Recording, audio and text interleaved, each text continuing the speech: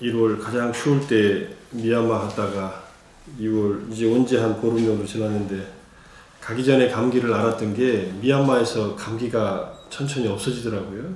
한국에 오니까 다시 또 생겨서 감기가 한국에서 기다리고 있었구나 이런 생각을 했습니다.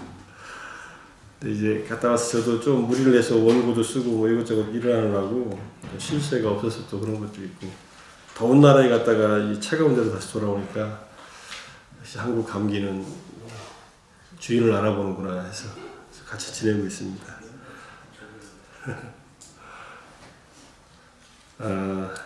2월 달에 이제 좋은 일도 있어서 새로운 이사장님 모시고서 삼보부회가 더 많이 보살행을 더 많이 하실 것 같아서 마음이 많이 뿌듯했습니다. 어쨌든 박호석 이사장님 새로 취임하신 거 진심으로 축하드리고 또 이전에 하셨던 우리 당 이사장님도 고생 많이 하셨지만 올라오시면서 뵈니까는 뭐 여전하셔서 여기 계신 모든 삼보법회 가족 여러분들은 같이들 좋은 이런 법회 회상에서 금생의 인연이 정말로 우리들의 보리심을 기르고 또 수행의 길에 점점 다가간다면은 누가 어떤 일을 하든 좋은 인연이 되지 않을까 생각을 합니다. 자, 오늘은 사성제 첫 번째 괴로움에 대한 진리를 좀 공부를 해보겠습니다. 뭐 많이 들었던 얘기라서 복습하신다고 생각하시고 조금 정리를 해봤습니다. 초기 불교산 책 167에서 180조까지 내용을 조금 정리를 해봤는데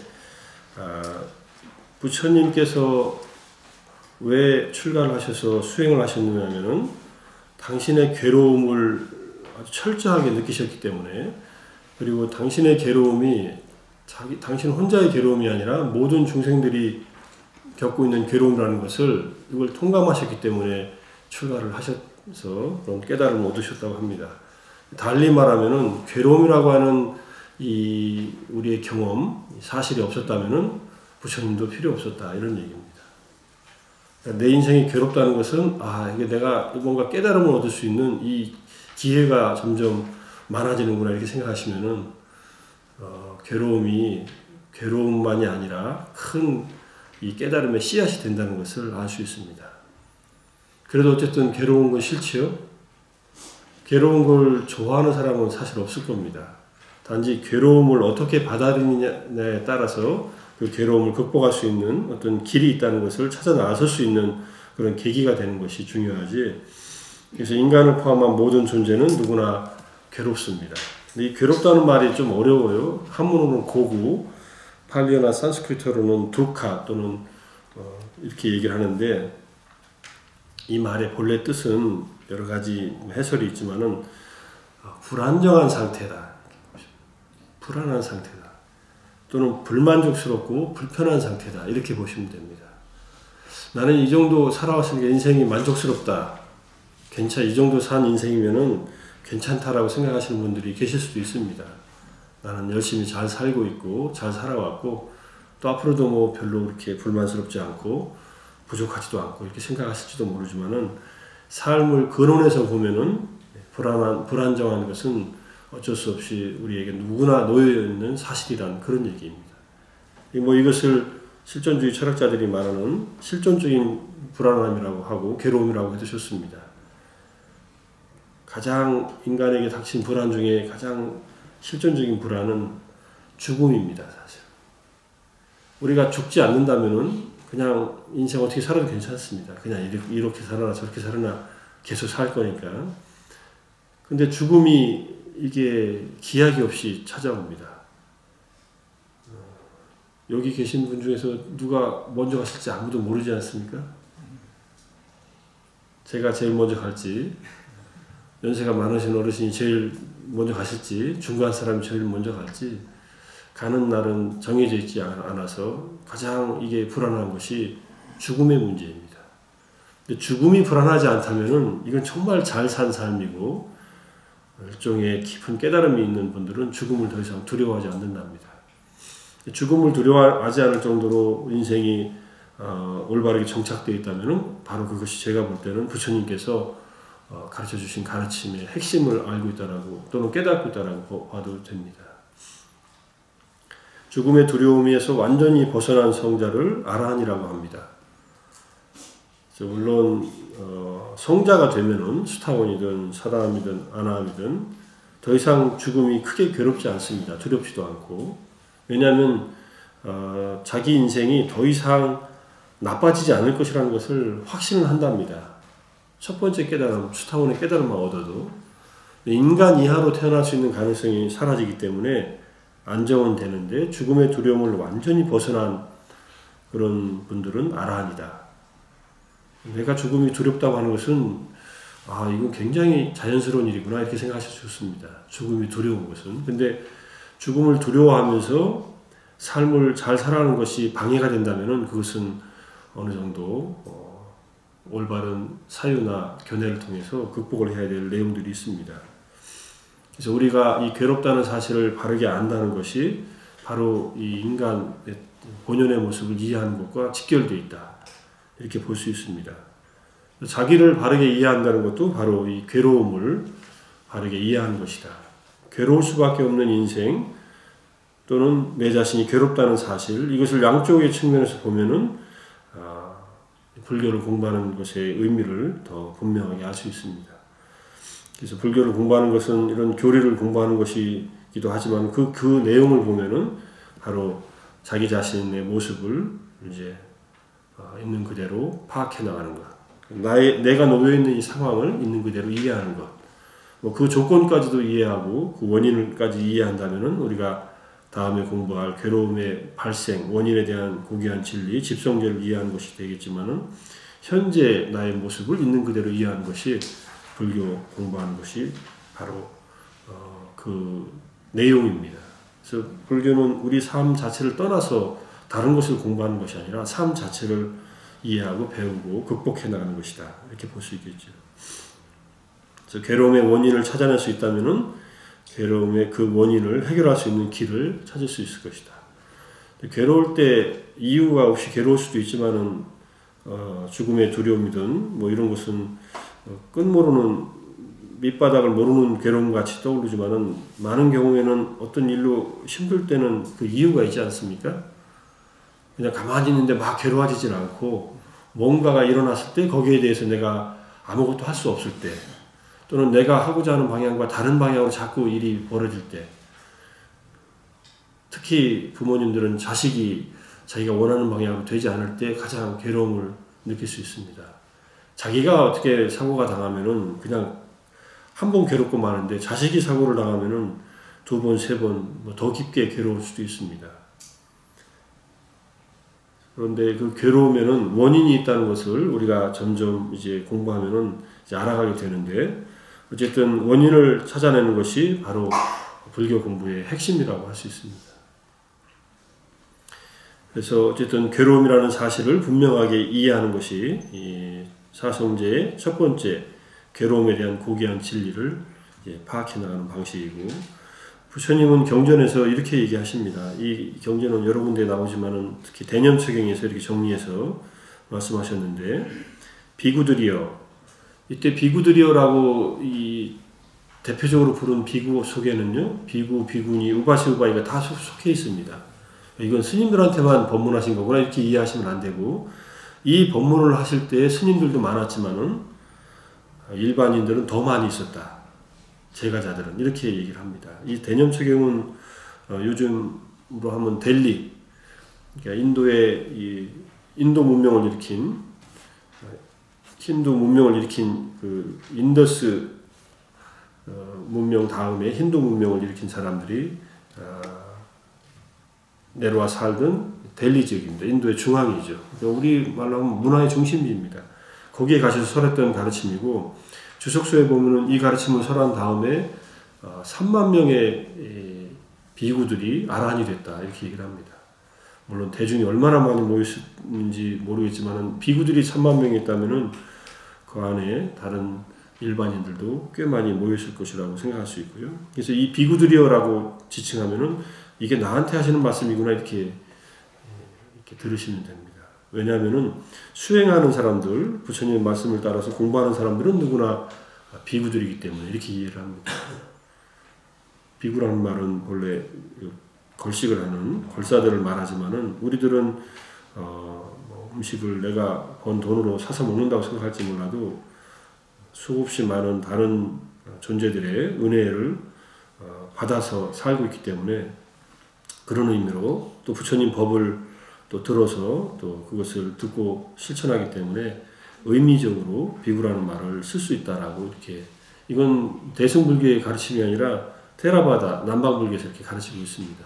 비구라는 말은 내가 불법의 신심을 가지고 수행하면은 나도 비구 의무적으로 비구라는 거예요. 머리 깎고 승려가 되지 않았어도 나도 비구인데 뭐 내가 비구 스님들한테 절할 필요가 있느냐 그거는 절은 또 해야 됩니다. 그거는 교단의 질서를 위해서 또 지켜야 될 일이니까. 자, 괴로움의 고귀한 진리란 무엇인가? 전에 말씀드렸듯이 고귀하다는 말은 성자들이 깨달은 그런 진리를 말합니다. 태어남은 괴로움이고 늙음도 괴로움이고 병듦도 괴로움이며 죽음도 괴로움이다. 이게 생로병사의 괴로움이고 그 다음에 슬픔, 비탄, 통증, 비애, 절망도 괴로움이며 원하는 것을 얻지 못하는 것도 괴로움이고 싫어하는 대상과 만나는 것도 괴로움이며 좋아하는 대상과 헤어지는 것도 괴로움이다. 여기까지는 다 이해할 수 있는 그런 말들인데 마지막에 부처님께서 요약해서 간단히 말하면 인간을 구성하는 5가지 무더기, 색수상행식의 오온에 대한 집착이 괴로움이다. 또는 집착된 5가지 무더기가 괴로움이다. 이렇게 말씀하셨습니다. 이게 다 아는 사고, 팔고의 내용인데 생로병사의 4가지 고통이 본래적인 괴로움인 고라고 합니다. 본래적인 고통, 고를 2번 써가지고 그 다음에 구부듣고 원중해고 애별이고라고 하는 이 3가지는 즐거운 것이 사라지고 사라질 때 경험하는 괴로움을 괴고라고 합니다. 원하는 것을 얻지 못하는 것도 싫어하는 대상과 만나는 것도 좋아하는 대상과 헤어지는 것도 전부 다 뭔가 즐거운 것이 사라질 때 또는 고통을 경험할 때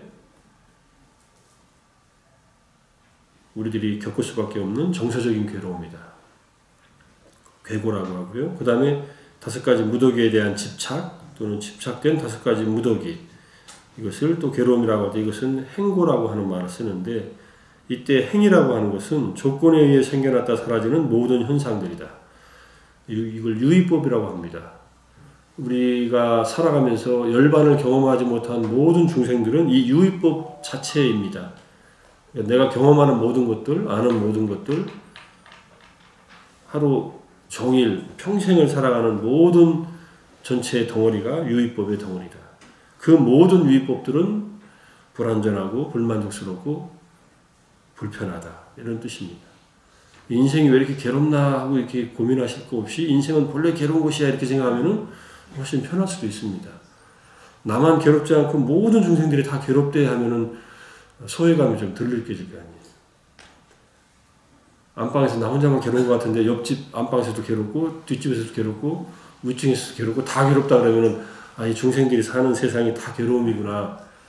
그래도 나는 그걸 알고 있네. 이러면 조금은 좀 안도할 수 있지 않습니까? 그래도 내 괴로움이 제일 괴로운 것 같죠. 왜냐하면 그것은 내가 느끼는 것이기 때문에 가장 큰 괴로움은 나의 괴로움인데 누구나 그 나의 괴로움들이 다 괴롭다. 이렇게 보시면은 괴로움에 대한 이해가 조금 달라질 수 있습니다. 살아가며 경험하는 모든 현상들, 몸과 마음의 경험 전체, 평생 동안 살아가면서 경험하는 모든 것들이 다 괴로움이다. 왜냐하면 이 몸과 마음, 오온도 조건에 의해서 생겨났다 사라지기 때문에 이것이 괴로움이다라고 할 때 이걸 행고라고 합니다. 이 오온 자체가 괴로움인데 문제는 이 괴로움을 집착하는 것은 괴로움에다 괴로움을 보태는 겁니다. 집착 안 하고 사는 사람이 없습니다. 집착하고 살아서 우리는 이렇게 태어났고 또 집착하고 살아서 죽어서 죽을 때 집착하고 죽기 때문에 또 태어나고 이게 우리 중생들의 세상의 반복이에요. 근데 집착은 더 큰 괴로움을 끊임없이 일으킨다. 집착을 이제 점점점 나이 먹어가면서 몸이 약해지고 눈이 점점 안 보이고 귀도 점점 안 들리고 하는 것은요, 이제 세상살이의 집착들을 내려놓으라는 신호입니다. 그만 보고 그만 듣고 맛도 못 느끼면 그만 맛보고 이제 점점 내려놓고 이제 잘 갈 준비를 하라는 얘기인데, 더 많이 보려고 그러고 더 많이 들으려고 하면요 몸이 지쳐버려요. 이제 섭섭하게 생각하실지 모르지만은 저도 안경을 끼고요 이렇게 놔야 잘 보입니다.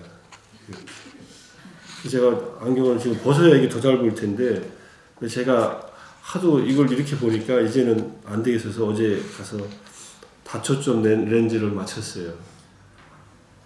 제가 돈 들이고 맞춘 안경 중에 제일 비싼 안경이 되겠지만, 이제 저도 책을 그만 봐야 될 때가 점점 오는구나.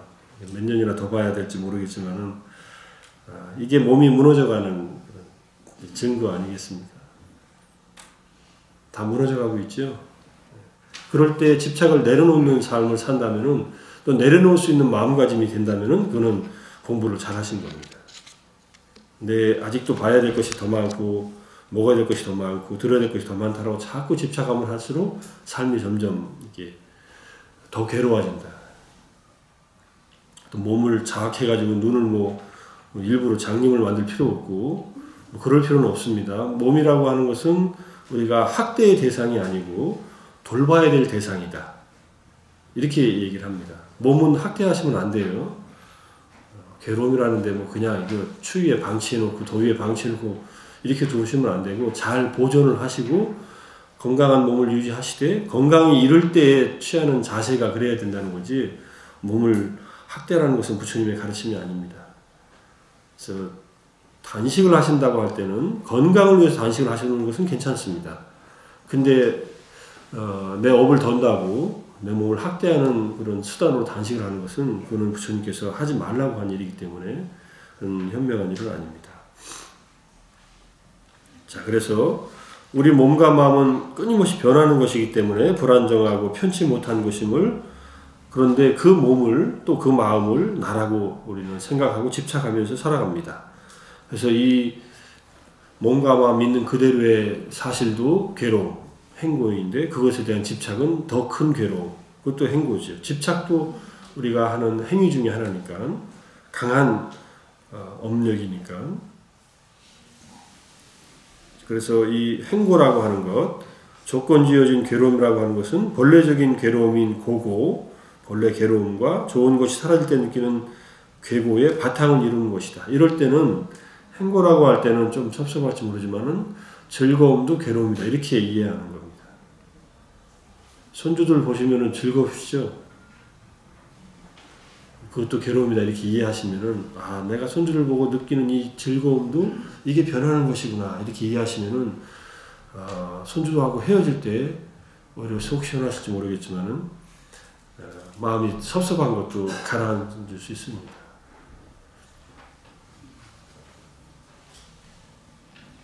나이 드시면은 누가 젊은 그 정신과 의사 선생님이 자기 자식들한테는 잘 못했는데 자기 손주한테는 잘할 수 있을 거라고 그러더라고요. 손주들은 별로 책임이 없으시죠? 그냥 이뻐해 주기만 하면 되잖아요. 자식들은 이게 책임감이 많으니까, 이놈이 잘못되면은 전적으로 자기 책임을 져야 되니까, 자기의 의식에 확장되는 범위가 자식이 다 손주가 좀 더 엷은 거예요. 그러니까 손주는 이쁘기만 하는데 자식은 이쁘기만 한 게 아니라 걱정이 많이 되니까 더 걱정을 많이 하고 집착을 많이 하는지 모르겠지만은, 어쨌든 우리가 경험하는 이 즐거움, 일상적인 즐거움도 이게 불안정한 것이구나, 이렇게 기본적으로 이해를 하고 살면은 거기에 대한 집착을 훨씬 내려놓을 수 있습니다. 집착을 내려놓는다고 사랑하지 말라는 게 아니라, 사랑을 하되 집착하지 않는, 이 사랑하되 집착하지 않는 사랑이 우리가 조금 전에 연습한 자애의 사랑입니다. 자애의 사랑은 집착하지 않되 끊임없이 잘해주고 상대방을 배려하는, 또 행복하기를 바라는 마음이기 때문에 이건 부작용이 없는데, 가족 간의 사랑은 이게 부작용들이 생깁니다. 가장 큰 부작용이 생기는 것은 남녀 간의 사랑이에요. 그것은 잘하면은, 서로 잘 가면은 괜찮은데, 서로 사랑에 대한 여러 가지 오해가 있기 때문에 엄청나게 큰 상처를 서로 입힐 수가 있고, 평생 살면서도 계속 그러고 살 수도 있고 여러 가지 어려운 것이 남녀 간의 사랑입니다. 그 다음에 가족인데 그 세 가지 사랑을 부처님이 얘기하시면서 가장 부작용 없는 사랑은 결국은 자애의 사랑이다. 자애심을 계속 길러라.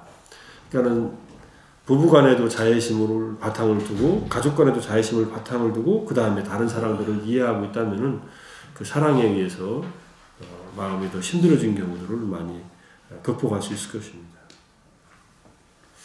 자, 그래서 조건에 의해서 생겨난 것이기에 조건이 사라질 때는 괴로움도 사라져 버린다는 것이 바로 이 행고의 핵심적인 내용입니다. 아주 다행스러운 것은 괴로움은 생겨났기 때문에 사라지는 것이다. 문제는 사라질 때 다른 괴로움의 씨앗을 잉태하고 사라지느냐, 더 이상 괴로움의 씨앗을 잉태하지 않고 사라지게 두느냐가 문제입니다. 내가 괴로움을 당하는 것은 어쩔 수 없다라고 해서 그렇다고 이건 피해의식에 젖어서 살라는 게 아니라 괴로움을 당당하게 맞이하라는 그런 얘기도 됩니다. 누가 나를 괴롭힌다. 그래서 괴롭다. 누가 나를 괴롭게 한다고 해서 내가 괴로운 것인가?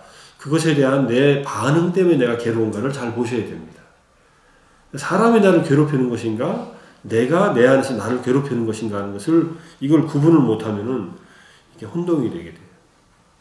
저 인간 때문에 내가 평생을 괴로웠다 이렇게 생각할 수 있지만은 평생을 내가 저 인간에 대한 내 생각 때문에 내가 괴로웠다 하면은 훨씬 더 문제의 원인을 빨리 포착할 수도 있습니다.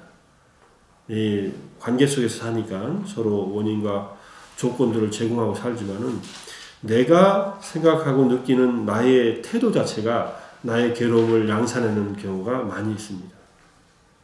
잘못은 나한테 있는데 계속 그것을 인정하기 어려우니까 남이 잘못했다고 보면 내가 좀 편하잖아요. 근데 내가 그때는 편할지 몰라도 문제는 해결이 안 됩니다. 계속. 왜냐하면 문제의 핵심을 못 보기 때문에. 그래서 내가 이 집착하고 이 갈망하는 것이 괴로움의 원인이라는 것을 빨리 발견하면은 일단 내 안에서 내가 내려놓을 수 있는 것은 내려놓고 나서 그 다음에 남들이 할 것은 내가 해줄 수 있나요? 남의 잘못 고치기 쉬운가요? 야단치면 애들이 잘못 금방 고치나요? 잘 생각해보면 우리들도 풀 때는 부모님들이 계속 야단쳤는데 야단쳤다고 해서 잘못된 것이 쉽게 바뀌지 않지 않습니까? 그게 더 화가 나죠. 내가 잘못했던 거 똑같이 잘못하니까. 그런데 그렇게 해서 바뀌어지지 않을 것이라면은 제가 저런 잘못이 있구나. 내 나쁜 면도 가지고 있구나 라고 보고서 잘 이해를 해주면은 잘못에서 빠져나올 확률이 훨씬 높아지는데 그걸 너무 야단만 치면은 오히려 잘못된 것을 알면서도 이렇게 삐뚤어질 확률도 많이 있습니다. 자, 생로병사의 네 가지 괴로움에다가 원중해고, 애별이고, 구부듣고, 오치온고를 더해서 팔고가 됩니다. 이 팔고를 다시 세 가지로 분류한 것이 이제 고고, 괴고, 행고다. 이렇게 지금까지 설명드린 것을 정리할 수 있고요. 고고, 육체가 있기에 또 정서가 있기에 느끼는 그런 괴로움은 피할 수 없다. 부처님께서 해결하신 괴로움은 이 생로병사의 괴로움인 것 같지만 그것은 받아들임으로써 해결했습니다. 그건 어쩔 수 없는 것이구나 하고서 받아들이면은 결과로서 주어진 고통에 대해서는 부처님은 더 이상 개입하려고 하지 않으셨습니다. 몸이 아파서 느껴지는 이 괴로움은 몸이 아픈 것을 받아들이면 됩니다. 마음으로 짜증까지 안 일어나면 다행인 거죠. 부처님도 몸이 편찮으셨고 심한 복통으로 설사도 하시고 어려움을 겪으셨고 등이 아프셔가지고 눕기도 하시고 하는데 그것 때문에 부처님은 짜증내시는 적은 없습니다. 몸은 이렇게 돼 있구나 하는 것을 알기 때문에 그냥 그렇게 경험하고 맙니다. 감기 걸리신 적도 있으시겠죠.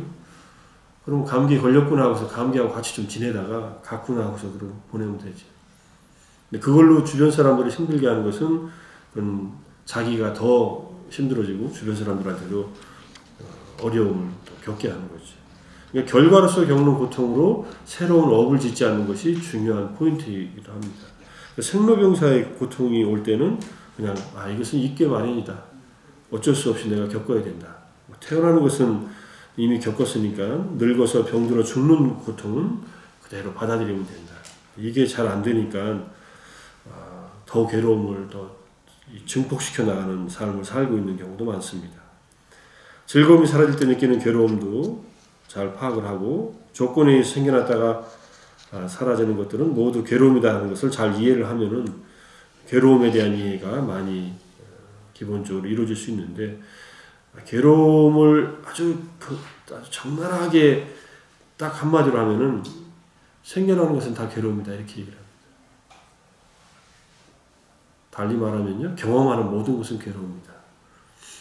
그렇게 딱 놓고 보면은 그 다음부터는 괴로움이 올 때 그렇게 크게 흔들리지 않을 수도 있습니다. 좀 비참해지는가요? 이게 그래서 불교가 염세주의자라고 하는지도 모르겠지만, 염세주의가 아니라 이것은 사실을 얘기하는 겁니다. 사실을.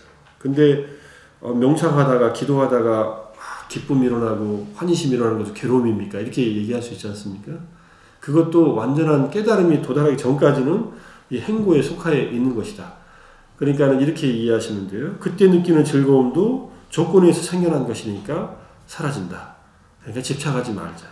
이렇게 놓고 보면은 수행을 하는 때에 경험하는 것에도 우리가 집착하지 않고 그냥 흘러가게 둘 수 있습니다. 그러면은 점점 수행이 가벼워지게 됩니다. 그러면 괴로움의 이 깊이나 양도 점점 줄어들게 돼 있어요. 괴로움은 괴로움인데. 그래서 똑같은 일을 경험하더라도 수행이 깊어지고 정진을 많이 하면은 훨씬 더 가볍게 지나갑니다. 기왕 겪을 괴로움인데 거기에 대해서 아둥바둥하지 않고 두고 가고, 그런 괴로움을 경험하는 방식이 부처님이나 아라한들이 하셨던 그런 일이라고 생각하고, 그것을 그렇게 가르치시려고 부처님께서 우리에게 법문을 주셨다고 이렇게 생각을 할 수 있습니다. 괴로움을 경험할 수 있는 괴로움은 잘 경험하면서 심리적인, 육체적인 괴로움에다가 심리적인 괴로움을 더 보태지 말라, 이런 식으로 이해할 수 있습니다. 자, 뒷페이지 보시면요, 이제 생로병사에 대한 것을 조금 정리해서 다시 한번 말씀드리겠습니다. 자, 괴로움에 대한 얘기를 했고, 태어남이란 무엇인가? 부처님께서 이렇게 얘기하십니다. 생명 있는 존재들이, 이거는 이제 우리가 말하는 중생들입니다. 유종들이 이런저런 유종의 세계에 태어나는 것. 이때 유종이라고 하는 것은 감정과 의지와 의식이 있는 존재입니다.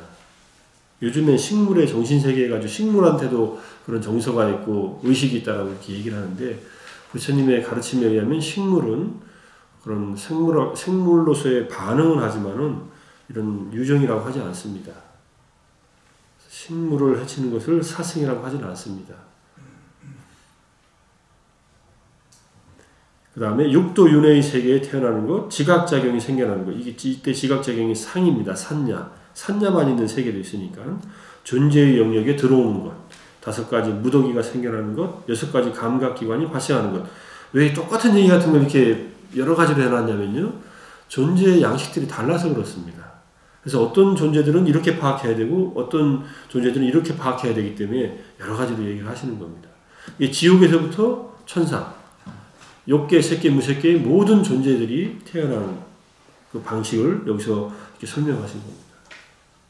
인간은 여기서 뭐 다 거의 다 해당하죠. 유정의 세계에 태어나고 윤회의 세계에 태어나고 지각작용도 있고 존재의 영역에 들어오고 오온도 생겨나고 6가지 감각기관이 발생합니다. 무색계 같은 경우는 오온 중에서 색온이 거기에 동반되지 않고 수상행식의 온만 존재한다, 이렇게 얘기를 합니다. 무색계에는 색이 없으니까. 자, 이것을 태어남이라고 합니다. 태어나는 방식으로는 잘 아시는 태난 습하의 4가지 방식이 있습니다. 잘 이해가 안 되는 게 습성인데, 습기가 있는 곳에서 태어난다 라고 하는 건데, 나머지는 태란, 화생은 조금 이해할 수 있는데, 태생과 난생이야 우리가 늘 보고 사는 존재들이니까, 인간, 포유류는 태생이고 그 다음에 파충류나 조류는 난생이고, 이것은 금방 이해가 되는데, 또 화생이 이해가 안 되는 존재들일 수 있습니다. 화생은 잘 안 보여요. 누가 이렇게 모습이 이렇게 나타나서 태어나는 거 보신 적 있으세요? 환상을 봤다 그러지 않겠어요? 지옥에 가서 태어나거나, 육도 윤회 중에서 지옥, 아기, 아수라, 천상, 인간과 축생을 빼놓은 모든 존재들은 이 다 화생입니다. 화생은 재미있는 존재죠. 부모가 없습니다. 여기는. 지옥에서는 나를 돌봐줄 부모가 없고 천상에서도 부모가 없습니다. 천상에는 그냥 가서 태어나고 지옥도 그냥 가서 태어납니다. 몸이 거기서 나타난다 그래요. 여기서 부처님께서 그래서 육도인의 세계에 태어나는 것 또는 유정의 세계에 태어나는 것, 존재의 영역에 들어오는 것, 이 존재의 영역에 들어오는 것이 화생의 존재 방식을 설명하는 것 중에 하나입니다. 지옥의 영역에 그냥 나타납니다. 천상의 영역에 나타납니다. 지옥에 대한 얘기는 뭐 여러 가지가 있지만은 천상에 대한 얘기는 천상에서는 태어나면은 한 7, 8세 동자의 모습으로 태어나서 다음 순간에 바로 성인이 된답니다. 천상에 가보셔서 여기 천상 가실 분들 많이 계신 것 같으니까 나중에 가셔서 한번 확인해 보세요. 그리고서는 죽기 일주일 전까지 똑같은 모습으로 산답니다. 세수를 안 해도 되고 화장도 안 해도 되고 성형수술도 안 해도 되고 그냥 아름다운 모습 그대로 유지한 채로 그러니까는 오래 사는 천상에 가면요 자기가 이렇게 영원히 사는구나 이렇게 착각한다 그래요. 인간들도 내가 아직은 죽을 날이 멀었지 이렇게 생각하고 살잖아요. 반드시 죽지만은 천신들은 더 그렇다는 얘기예요. 죽기 일주일 전이 되면 어떤 변화가 일어나냐면은 이제 몸에서 변화가 일어난답니다. 옷이 해지기 시작하고 몸에서 그러면서 급격하게 천상의 일주일이 지상에 몇천 년이 될 수도 있으니까 일주일은 짧은 시간이라고 생각하지 마세요. 천상 저 위로 올라가면 하루가 인간의 500년일 수도 있고 그러니까 하루가 500년이면 일주일이면 3500년이에요. 그러니까는 뭐 천상의 일주일이라고 해서 짧다고 생각하지 마시되 어쨌든 그 변화가 나타나면은 아, 생명이 다하는구나 이렇게 스스로가 느낀답니다. 위험을 느끼고. 근데 죽기 일주일 전까지 해놓은 일이 맨 놀러 다니고 뭐 즐기는 일밖에 안 했기 때문에 덕을 쌓은 게 없잖아요. 복을 쌓은 게 없고 수행한 게 없으면은 이게 죽고 나서 천상에 가기 전에 지었던 악업의 결과로 다시 전생하게 된다는 얘기. 그리고 천상은 다 그러냐면 그렇지도 않더라고요. 천상에도 수행하는 사람들이 있어요. 지상에서 수행하던 분들은 천상에서 수행을 합니다.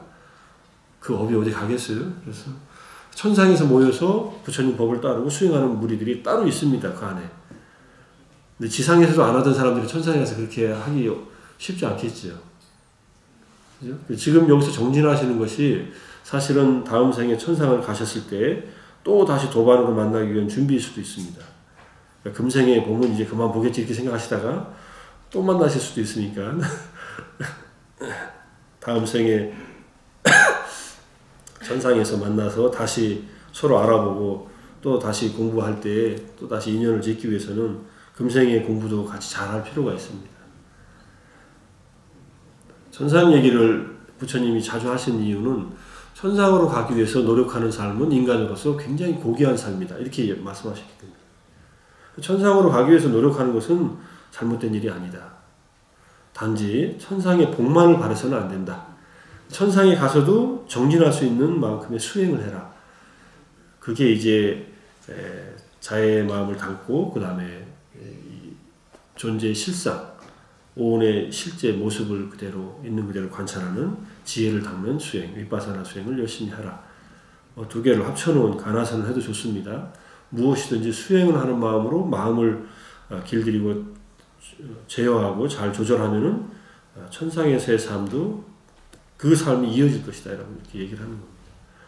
근데 금생에 지은 업이 너무 막중해서 꼭 지옥은 한번 갔다 오든지 악의가 한번 되든지 해야 된다. 그러면 금생에 수행하는 것은 다 이게 물거품이냐 하면은 그게 아니라는 얘기예요. 금생에 공부한 만큼 그것이 또 남아있다는 거예요. 좋은 업도. 좋은 업이 발현되는 조건이 만들어질 때 그 발현되고 나쁜 업이 발현되는 조건이 만들어질 때 발현되기 때문에 금생에는 어쨌든 죽기 전까지는 끊임없이 좋은 업을 만들어 놔라. 이게 부처님의 가르침입니다. 설령 내가 오욕죄를 지었다 할지라도. 그래서 부처님이 대바다타를 그렇게 가르치신 거고 아자타 사토왕이 아버지를 죽였어도 가르침을 주신 겁니다. 근데 그 인연을 쌓지 않으면은 계속 이제 어려움을 더 많이 겪게 되니까.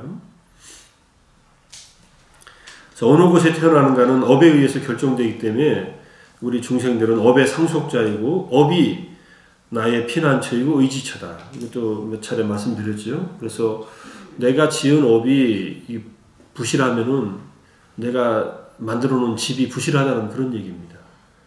내가 지은 업이, 선업이, 유익한 업이 많으면은 내가 지은 집이 그만큼 튼튼한 집을 짓고 안전하게 사는 것이다. 이렇게 보시면 돼요.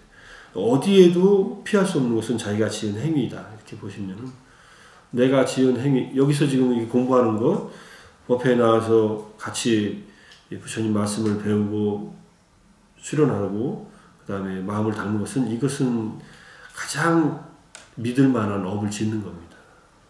우리가 가장 의지할 만한 업을 짓는 행위를 지금 모여서 같이 하시고 있다. 이렇게 보시면 됩니다. 그리고 어려운 사람들 도와주고 여러 가지 힘든 상황에 놓여 있는 사람들에게 마음을 나누고 그 다음에 행동과 또 여러 가지로 같이 좋은 업을 쌓는 것은 그건 더더욱이 또 좋은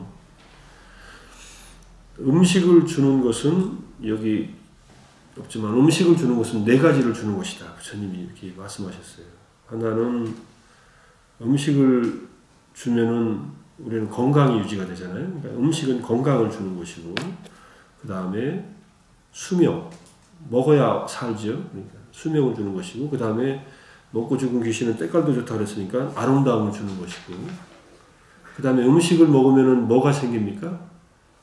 힘이 생기죠. 힘을 주는 것이. 누군가에게 음식을 조건 없이 보시한다는 것은 이 네 가지를 보시하는 것이기 때문에 이건 투자다. 부처님의 말씀은. 네가 준 것은 너에게 돌아온다. 이렇게 얘기를 하셔요. 누구에게 줬든. 근데 수행력이 깊은 분들한테 주는 공양은 훨씬 더 과부가 크고 그렇지 않아도 짐승한테 밥을 주더라도 그것은 좋은 보시를 하는 겁니다. 그래서 음식에 대한 얘기가 자주 나오면서 네 가지를 준다. 지금 얘기한 수명과 건강과 아름다움과 그 다음에 힘. 우리들이 다 갖기를 원하는 것입니다. 그러시죠? 건강하시기 원하고 보다 더 멋있고 아름답기를 원하고 힘을 원하고 그다음에 오래 살기를 원한다면은 음식 공양을 게을리하지 말라. 공양적으로 살림들은 내 생에 여러 가지 좋은 복을 많이 받고 태어나실 것 같아요. 자, 그것도 하나의 좋은 업을 쌓는 일이다. 이렇게 얘기를 하시면 되고 그 업의 힘에 의해서 자기가 태어난다.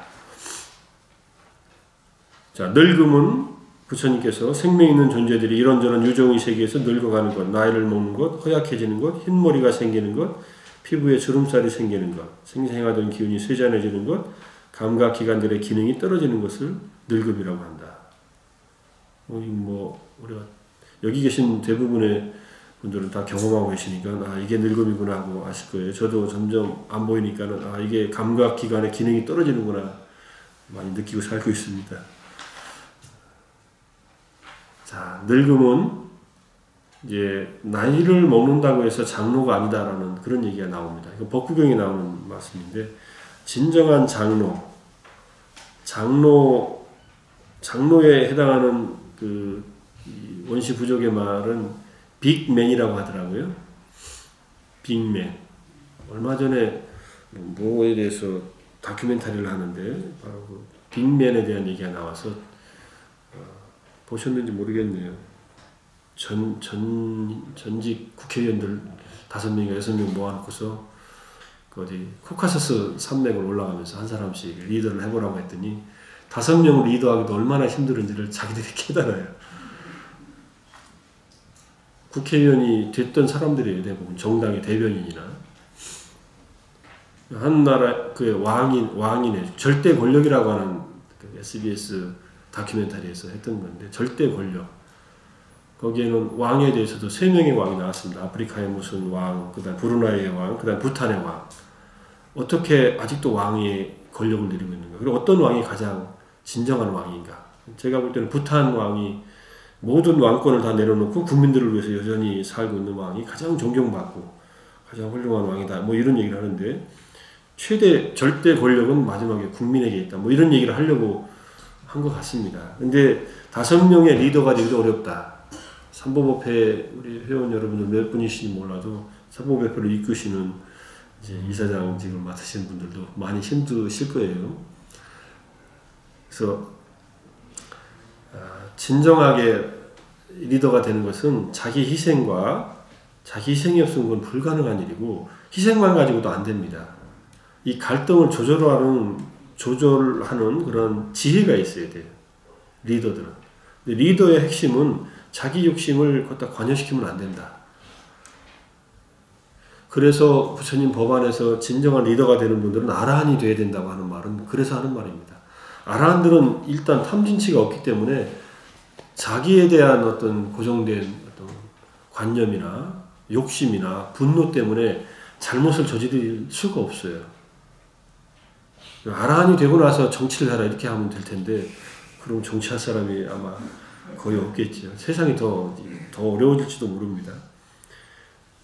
그래서 뭐 그런 식으로 보면은 가장 현명한 지도자 중에 한 사람이 베트남의 호치민이었다고 볼 수도 있습니다. 저도 그분의 다큐멘터리를 보고서 이분이 왜 남쪽 북쪽의 모든 이 베트남 사람들을 존경하는 사람이었는가 하는 것을 그냥 이렇게 볼 수가 있게 돼요. 그분은 정말로 베트남 국민들을 위해서 사셨던 분이고 거기는 통일되고 나서도 남쪽 사람들을 학살하고 죽이지 않았어요. 그게 다른 거죠. 우리나라가 이 6.25라는 전쟁을 치르면서 그 앞뒤로 저질렀던 이 이념에 의한 동족 상잔을 많이 겪었는데 그 나라는 그게 없었어요. 딱 베트남은 한 번도 외세에 굴복한 적이 없는 싸워서 진 적이 없는 그런 나라랍니다. 식민지는 몇 번 경험했어요. 싸웠을 땐 반드시 이겼대요.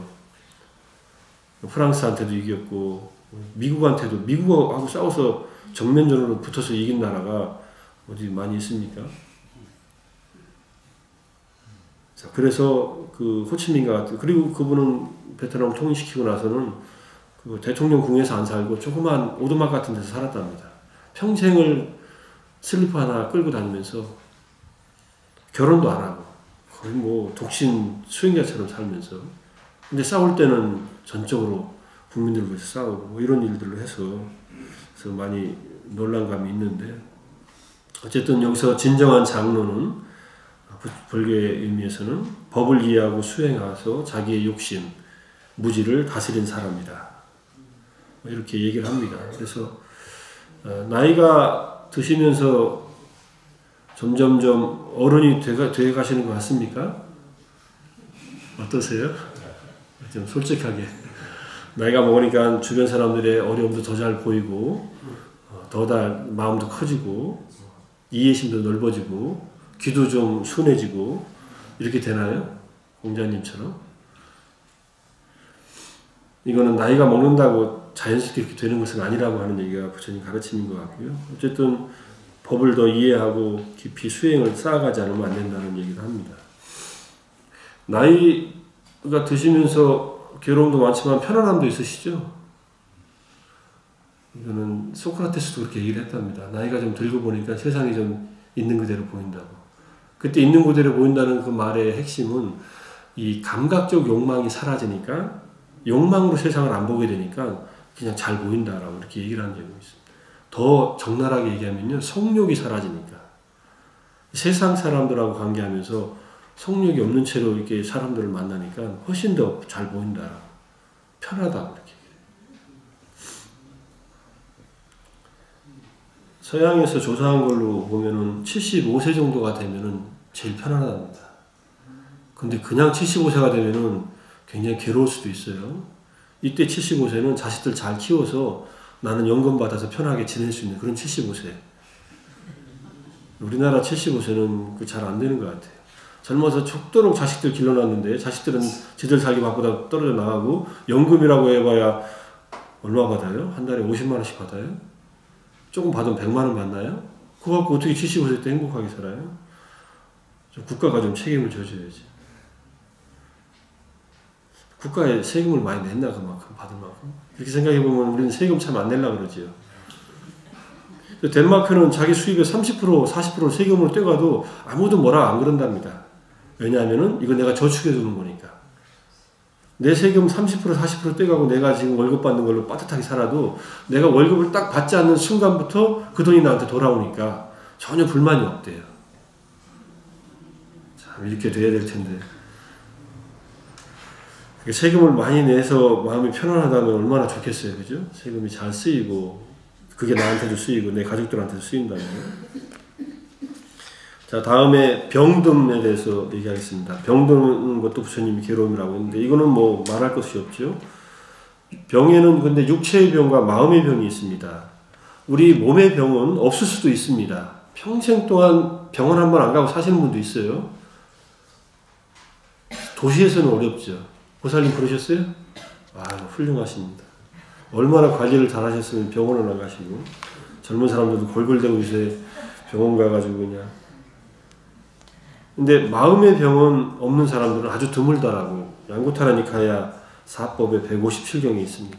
사실은 아란이 되기 전에는 마음의 병에서 벗어나기는 어렵다 이렇게 얘기하는 게 부처님 가르침입니다. 몸은 건강할 수 있어도 마음까지 건강하려면은 이거는 마음을 닦아야 된다 이런 얘기죠. 육체의 병이든 마음의 병이든 생명이 있는 존재라면 항상 부딪히는 문제니까 병에 들었을 때도 마음가짐이 중요하다는 것을 알 수 있습니다. 몸이나 마음이 아프면 나에게 병이 생겼구나. 그래서 보왕산매론에 병고로서 양약을 삼으라 이렇게 얘기를 했는데, 이런 거 병고가 너무 길면요 양약도 늘 먹으면 이게 독이 될 수도 있으니까 적당히 잘 앓고서 빨리 극복하는 게 좋겠죠. 그렇지만 병이 생겼구나라고 수용하면서 치료를 잘 해야 됩니다. 치료를 태만하게 하는 것도 안 된다 그러셨어요, 부처님은. 내 병이 나을 병인데 계속 골골대고 아픈 것도 이건 잘못이다.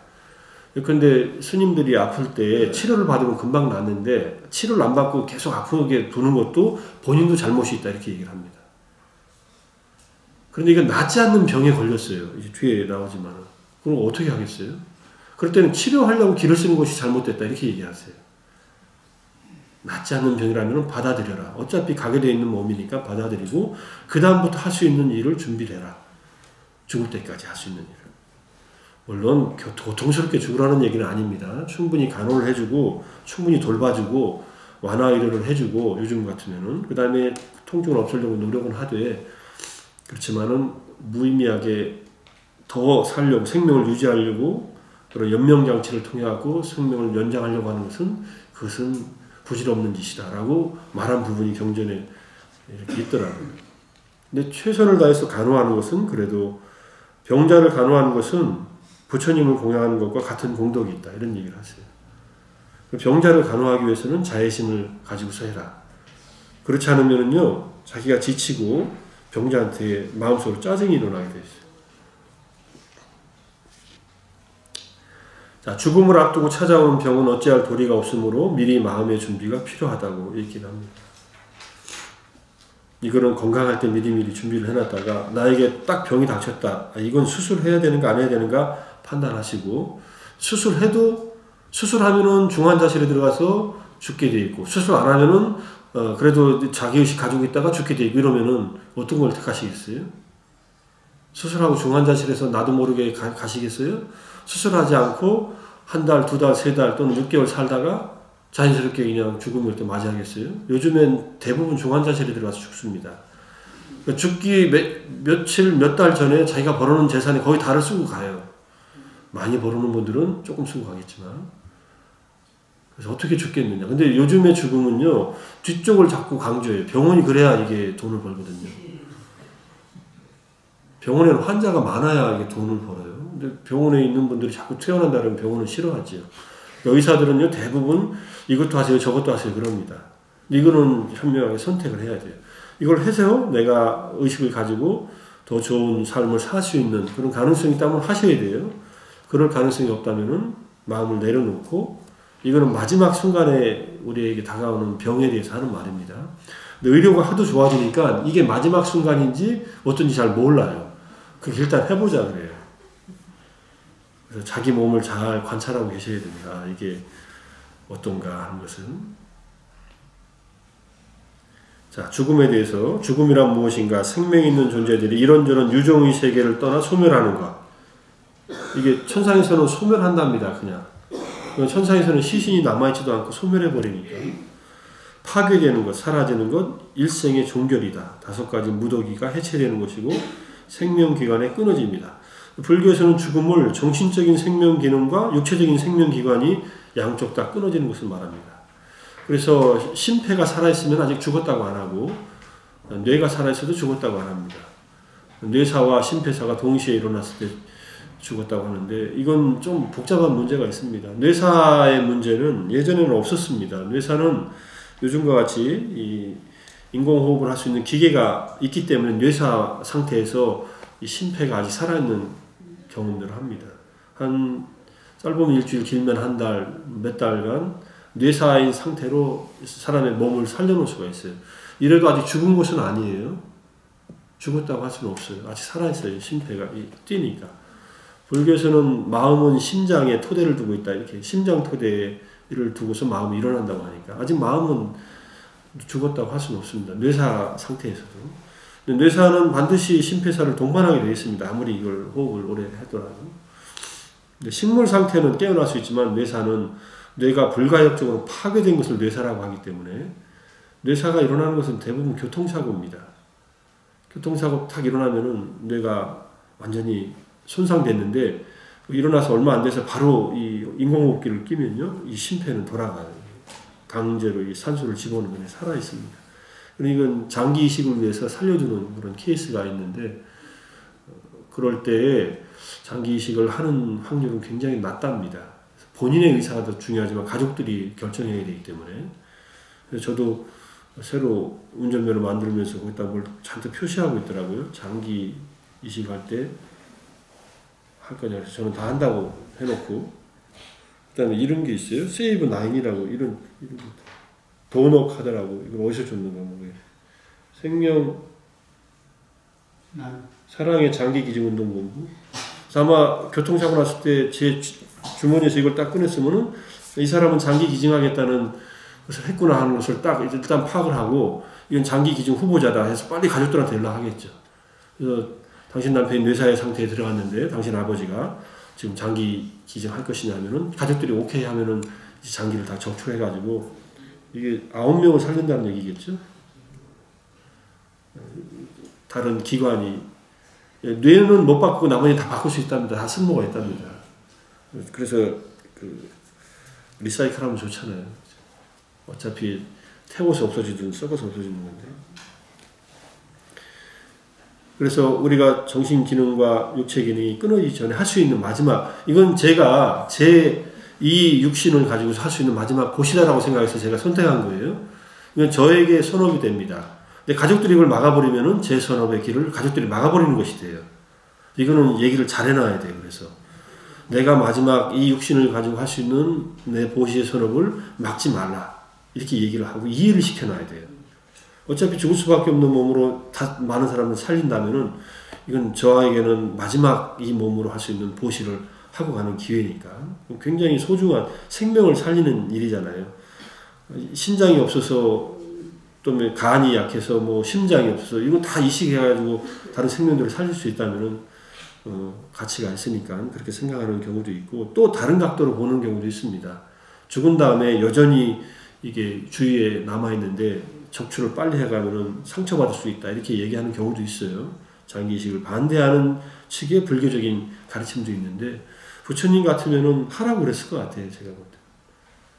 뭘 이렇게 죽을 때 아까워서 어차피 가서 아까워 해봐야 다들 보기 싫어가지고 3일 만에 갖다 처분해버리고 마는데 돈을 들여가지고 김일성, 김정일처럼 이렇게 모셔놓고서 이렇게 우상화시키는 경우도 있지만 그거는 정말 그거 할 돈으로 국민들 굶어 죽는 사람을 먹여 살려야지 그 짓을 하고 있으니 좀 가슴 아프지 그런 것은. 자, 불교의 죽음은 평온하고 행복한 죽음을 얘기합니다. 앙구리말라가 수없는 사람들을 죽이고 출가해서 아란이 됐지만은 결국은 자기가 죽였던 사람들의 가족이 돌팔매질을 해서 맞고서 죽어갈 때 부처님이 편안하게 죽어가는 앙구리말라의 마음을 확인했고 아란이 됐으니까 뭐 죽음에 대한 두려움이 없었고 모칼라나 존자도 외도들에 의해서 뼈가 부서져 버리는 그런 폭행을 당해가지고 죽을 때도 편안하게 돌아가셨고 사리푸타 존자가 가장 편안하게 가셨죠. 당신이 태어난 방으로 돌아가서 어머니를 마지막 교화하고 나서 일주일 만에 병을 앓다가 일주일 만에 돌아가셨어요. 아난 존자는 부처님 열반하신 후에 40년을 더 사셨는데 그러니까 안한존자와 부처님은 동갑이라고 하니까 안한존자는 120살까지 사셨다고 이렇게 얘기를 합니다. 그리고 안한존자는 아주 멋지게 돌아가셔요. 정말로 중생들을 사랑하는 마음에서 어떻게 돌아가시냐면은 나중에 나온 기록이지만은 양쪽에 국경 사이에 강이 있었는데 강 위에 공중부양을 하셔가지고 입적하시기 전에 그래서 거기서 딱 입적하십니다. 근데 입적하기 바로 직전에 불의 산매에 들어가요. 이 떼조 산매, 떼조 다투라고 해서 불을 마음속으로 일으키는 산매인데 그 산매에 들어간 채로 딱 입적을 하세요. 그런 다음에 몸에서 자연적으로 불이 붙어버려요. 엑스파일에 나오는 그런 엑스파일이 뭔지 아세요? 미해결 과제 이런 자연 발화가 일어나서 몸에 다 타버립니다. 몸이 다 타서 사라진 게 아니라 다 타고 난 다음에 살이 유골이라고 하는 게 이게 또 마지막에 딱 공평하게 반반씩 나눠서 양쪽에 그 안한존자의 인면을 보고자 찾아온 양쪽 국가의 사람들에게 공평하게 나눠줘요. 내 사리를 모시려면 양쪽으로 가져가라. 부처님 열반하실 때 8개 국가에서 와가지고 사리를 서로 모셔가려고 싸움 날 뻔했던 일을 알고 계시니까 잘못하다 보면 분쟁이 생길 수 있잖아요. 그래서 그렇게 가셨답니다. 이런 큰 스님들 몇 분만 계시면 한국 불교가 금방 일어날 텐데, 그지? 그래서 죽음이 슬프지만은 그렇게 비탄에 빠질 일이 아니라 정말로 마지막까지 중생들에게 그런 가르침을 보여주는 그런 죽음들을 이 아라한들이 보이셨다 이런 얘기고요. 불교는 죽음에 대해서 어떤 형태의 안락사도 반대합니다. 사형제도도 반대하고요. 그래서 안락사에 대해서는 좀 찬성할 수 있지 않은 면이 있느냐 이렇게 생각할 수 있는데 소극적인 안락사, 적극적인 안락사가 있는데 적극적인 것은 의사가 죽기를 도와주는 거고 예컨대 장치를 다 해가지고 마지막 환자가 자기가 버튼을 누르면은 이제 독극물이 주입돼가지고 스스로 죽게끔 도와주는 거예요. 이걸 도와주는 의사들도 있습니다. 의사들 중에는. 근데 그거는 살인, 그대로 살인이에요. 불교에서 보면. 소극적 안락사는 음식을 안 주고 이런 행동을 해가지고 또는 환자가 스스로 원하는 상태에서 음식을 끊었을 때 음식을 더 이상 안 주면은 이제 소극적 안락사가 되는데 이것도 불교에서는 하지 말라 그래. 본인에게도 하지 말고 자기 지인한테도 하지 말라. 죽게 내버려 두지 말고 끝까지 죽는 것을 막을 수 없다 하더라도 끝까지 보살펴주고 안락사의 개념으로서 환자의 죽음을 도와주지 말라 이렇게 얘기합니다. 심지어는 사형제도에 대해서 얘기할 때 부처님 다실 때 어떤 스님이 길거리를 지나가는데 사형을 하는 참수하는 장면이 있었나 봐요. 스님이 안 보고 지나갔으면 괜찮았을 건데 이게 보게 됐나 봐요. 그러니까는 참수 당하는 사람이 겁에 질려가지고 부들부들 떨고 있을 거 아니에요. 그러니까 사형 집행하는 사람한테 저 사람들 이렇게 떨게 내버려두지 말고 빨리 죽이려면 빨리 죽이라고 그랬대요. 스님이 안타까운 마음에서. 그래서 빨리 죽였답니다. 내쳐라도. 근데 스님이 마음이 불편한 거예요. 아, 내가 개를 파한 게 아닌가. 그래서 부처님한테 가서 얘기했더니 그래, 너는 개를 파한 것이다. 이렇게 얘기해요. 그것도 살인죄를 지은 것이다. 이렇게 얘기해요. 아니, 사형제도를 하는데 옆에서 빨리 죽여 했다고 해서 빨리 죽였는데 그것도 악의에 의해서가 아니라 자비심으로. 그래도 그것은 잘못된 일이다. 이렇게 얘기를 합니다. 차라리 말하고 지나갔으면 마음속으로 그냥 됐을 건데.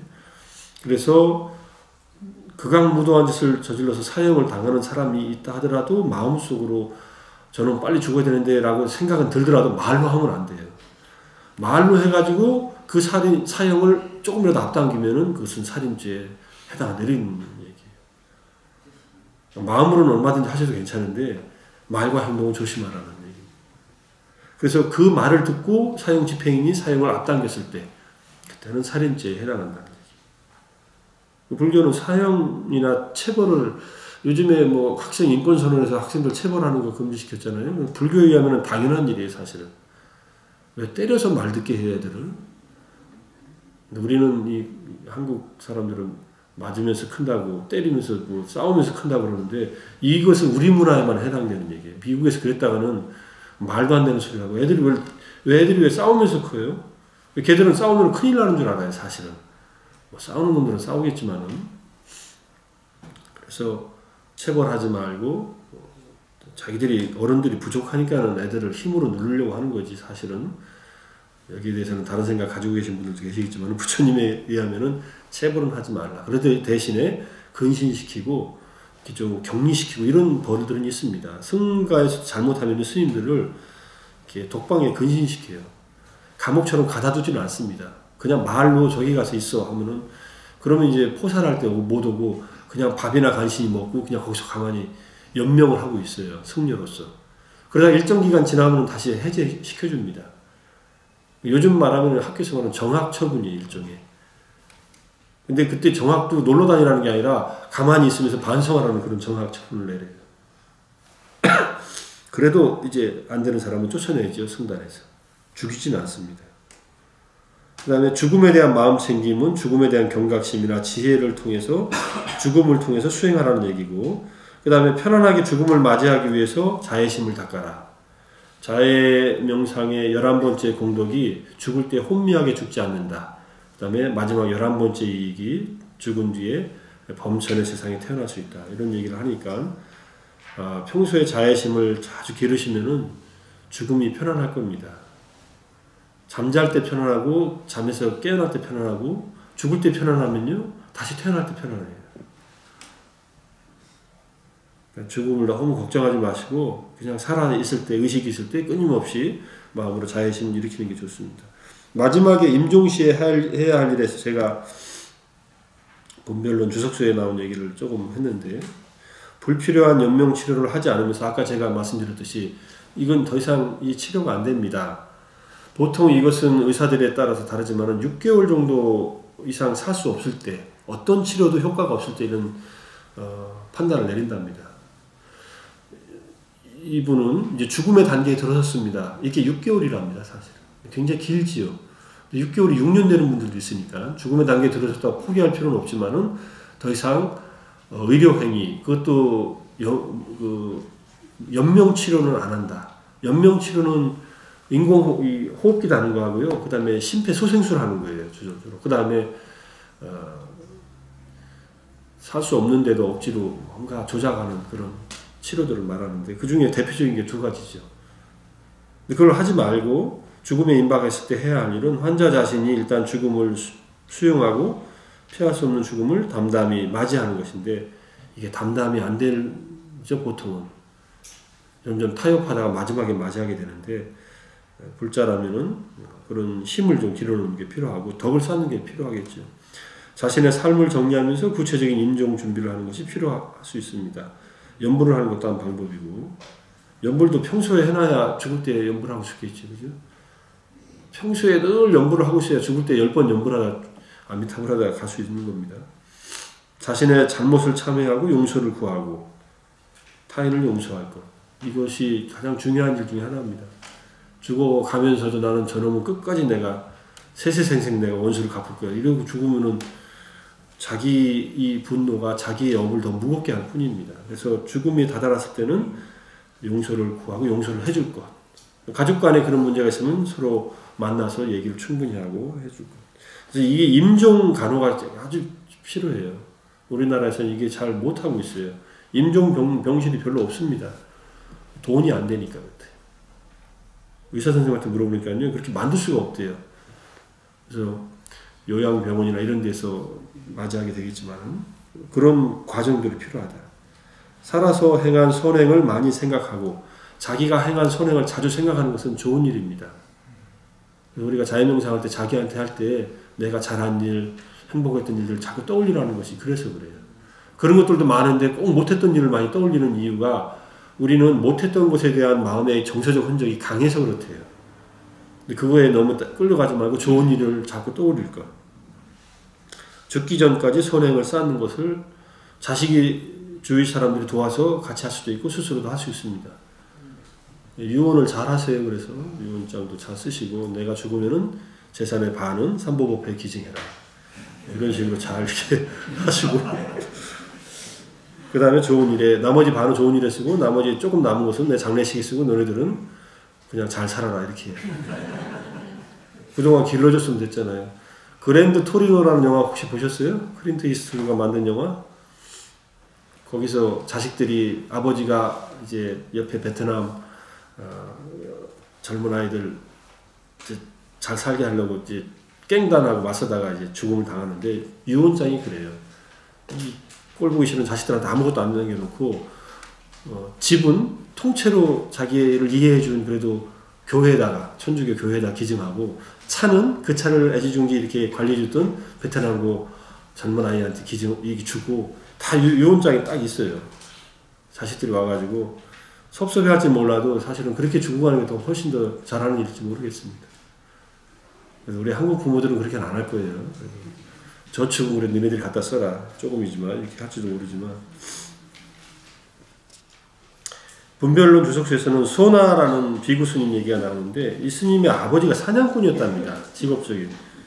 근데 계속 아버지가 살아있을 때 악행을 하지 않도록 최선을 다했는데도 사냥꾼인 직업을 버릴 수가 없었겠죠.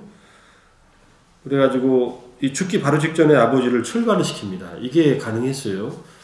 요즘에 조계종이 50세라고 정해놓은 것은 조계 종단의 기득권 유지에 의한 그런 행위일 수 있습니다.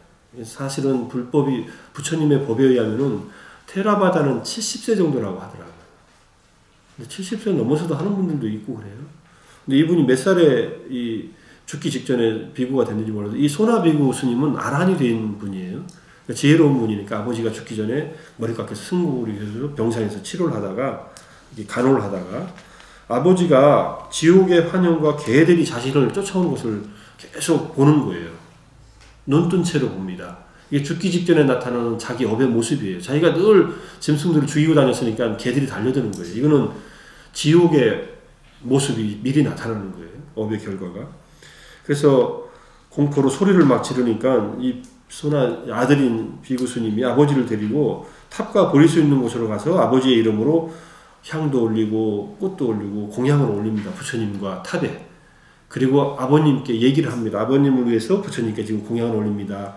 마음으로 같이 하세요. 이렇게 얘기를 하니까 이때 아버지를 침대를 들고서 직접 갔다 그래요. 침상을 들고. 일어나 있는 상태가 아니니까.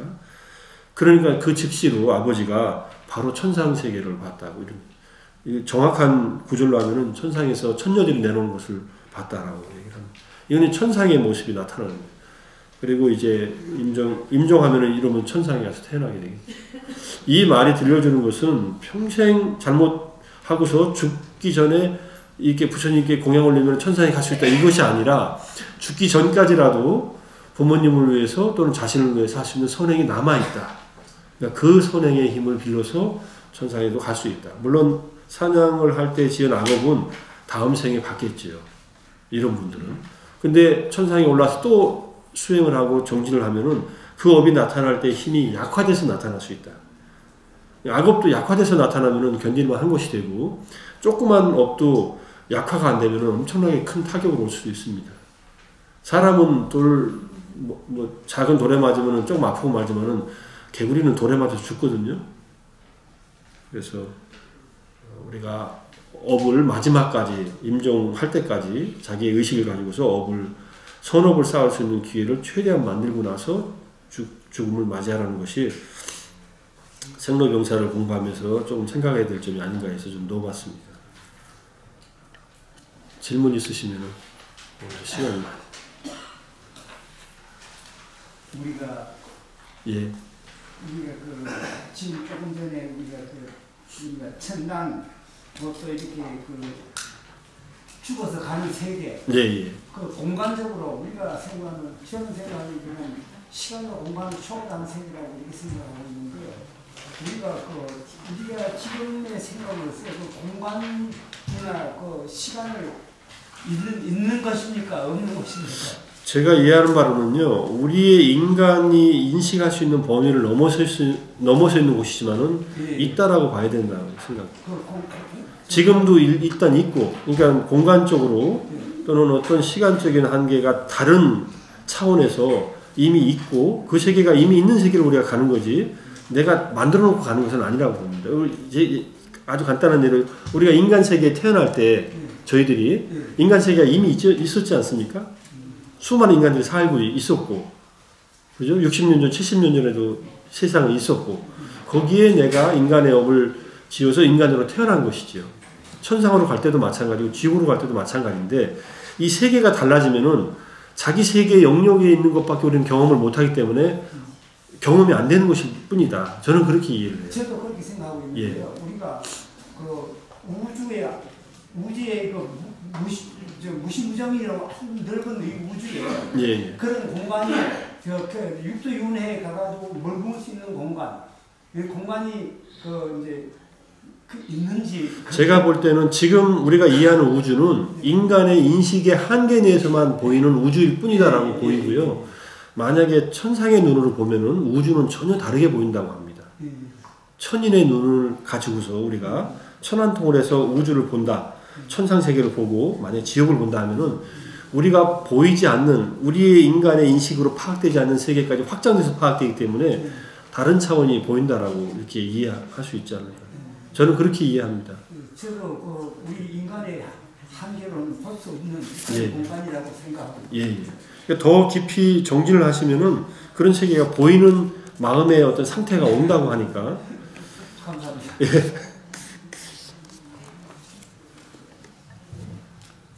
예, 감사합니다. 마칠까요? 예, 감사합니다. 모두 자리에서 일어서 주십시오.